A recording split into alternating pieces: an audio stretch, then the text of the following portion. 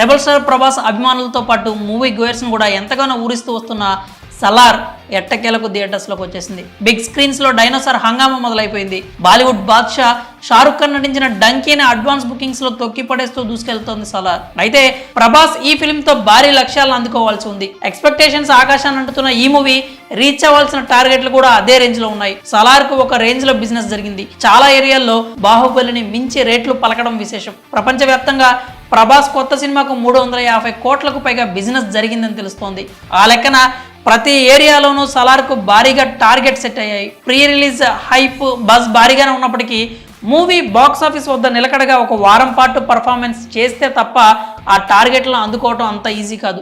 ప్రాంతాల వారీగా చూసుకుంటే నైజాంలో రికార్డు స్థాయిలో 65 కోట్ల బిజినెస్ చేసిందట. ఆ లెక్కన తెలంగాణ వరకే గ్రాస్ కలెక్షన్స్ 100 కోట్లు దాటాలి. ఆంధ్ర ఏరియాలోనూ నైజాంకు ధీటుగా బిజినెస్ జరిగింది. అక్కడ 62 కోట్లకు రైట్స్ అమ్మారట. సీటెడ్ హక్కుల ద్వారా మరో 24 కోట్లు తెచ్చిపెట్టాయట.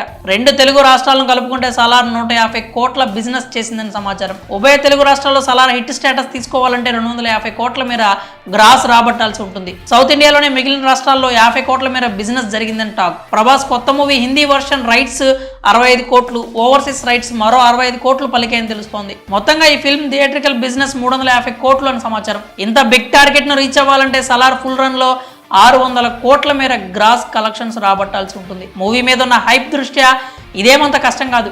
కానీ సినిమాకు పాజిటివ్ టాక్ రావాలి, మంచి మౌత్ టాక్ వచ్చి రిపీటెడ్ ఆడియన్స్ కూడా వస్తే సలార్ టార్గెట్ ను మించిన వసూలు సాధిస్తుంది. ఒకవేళ ఈ లక్ష్యాలన్నింటినీ రీచ్ అయితే మాత్రం ప్రభాస్ కు తిరుగుండదు. ఆయన సత్తా ఏంటో మరోమారు ప్రూవ్ అవుతుంది. మరి సలార్